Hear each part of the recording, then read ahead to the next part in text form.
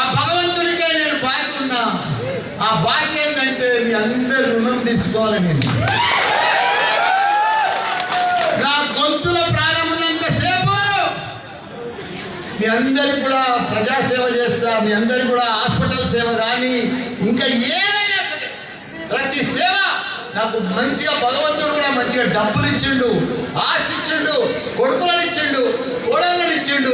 ఈ తర్వాత నా కొడుకులు కానీ, కోడళ్ళు కానీ, అక్కలు కానీ, బావలు కానీ, తమ్ముళ్ళు కానీ, చెల్లెళ్ళు కానీ అంతా ఈ తర్వాత మీరే మీరే మీరే.